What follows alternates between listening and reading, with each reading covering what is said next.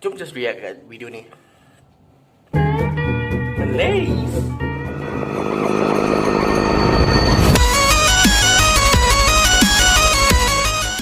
And welcome back to Halloween. Fuck this shit, I'm out. Today we are reacting to What Does My Family Hate Me? Scary Story Time by Snarled. How you doing? Well, I was searching for more scary animated stuff, and then I found another Snarled one. So yeah, but check this out. Why does my family hate me? I don't know, but yeah, but check this out. Don't waste any time. And before we check this out, I want to say something. We are 5 days before Christmas, before Halloween, which I'm excited for. The 31st is Halloween.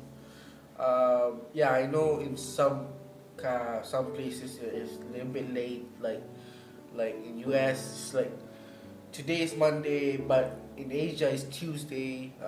It'll be like that, but yeah, today is actually Tuesday, so yeah, in Sunday we already Halloween, so I'm gonna be excited, dude. I have a costume ready already. And maybe there's a skit. I don't know. I should probably sing a skit, but it's never worked before. You guys ready? Let's go. I'm Sapphire. Wanna hear something scary? Ew. I miss My family hates me. The following story is based on a submission from Desiree. Okay. I used to think my So? family hated me. Maybe hate is a strong word, but I definitely did not feel particularly well liked. I was my parents' least favorite compared to my two younger sisters. They just never seemed to want to be around me or talk to me. They wouldn't even let me take care of our hamster, Lulu. I thought I was being paranoid, but my parents' cold demeanor became more apparent when we moved into a new house. They gave me the room at the very end of the hallway, secluded and removed from everything else. They claimed it was so I could have privacy, but I think they just wanted me far away. That room gave me the creeps.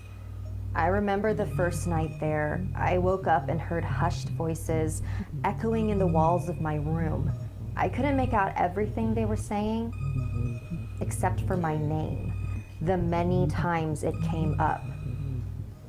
The next morning, I told my mom about the voices and that I thought the house might be haunted. You must have heard the pipes or something, she said dismissively, but I know what I heard. I also knew arguing with her Mom, I heard something.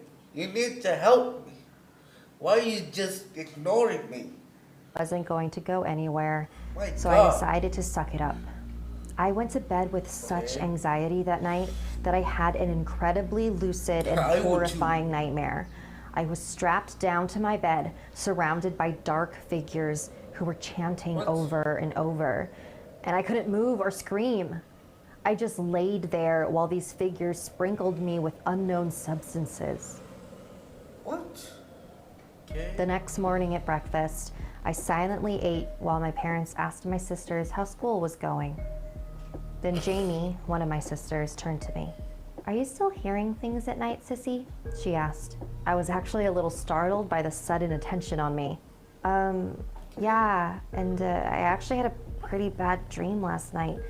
Felt like there were people in my room or something. My sister then turned to look at my parents. I felt like they were telepathically talking about me right in front of me. Then Jamie spoke again. "Mom, you should give her that stuff to make her sleep better." My mom nodded. I was still taken aback by this sudden interest in helping me sleep better. So before bed that night, I swallowed the pill that my mom gave me. As an extra precaution, I gathered as many religious items from around the house, crucifixes, paintings, as many as my hands could carry, and put them in my room. I thought they would protect me from whatever was haunting me during my sleep. The following morning, I woke up in a panic. Everything I had put up the night before was now on the ground, shattered in pieces. I knew my parents were not going to be happy, but I also felt like this was proof that there was something in my room. So I ran to tell my parents. There must have been an earthquake during the night, I guess, my mom said. But nothing else in the house was broken, only the religious items in my room. It didn't add up. I spent that whole day crying in my room. Before bedtime, Jamie came in with her hands cupped in a ball. She hopped on my bed and opened her hands. Here, maybe Lulu will help you sleep tonight, she said. I glanced out the door and back at my sister. Is Mom okay with that? She doesn't have to know. I thanked my sister and lay down to bed, snuggling Lulu in my hands. When I woke up the next morning, Lulu had moved. I felt around my pillows and blankets, but I couldn't find her. I realized it was an idiotic idea to fall asleep like that with a tiny animal. I figured she must have run out of my room under the door in the middle of the night, so I went looking for her. The rest of my family was already up and in the middle of breakfast. I couldn't let them know I had lost Lulu, so I decided to continue my search after I had a couple bites. But after swallowing one spoonful of cereal, I spit it out onto the table. I suddenly felt incredibly nauseous. I began dry heaving over the table until I coughed up a small clump of brown fur. My family immediately stood up and began praying the Lord's Prayer. I felt dizzy and blacked out.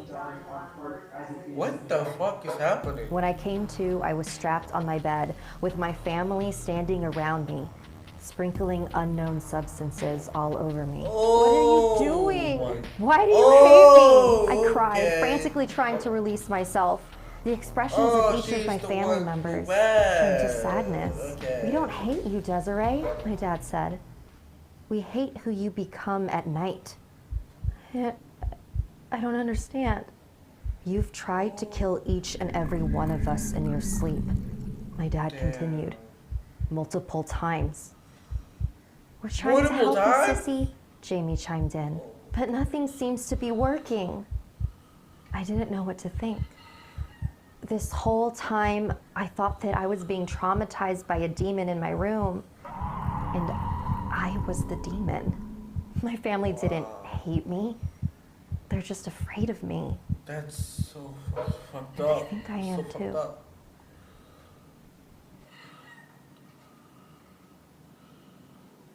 Wow, that took a turn so fucking quick.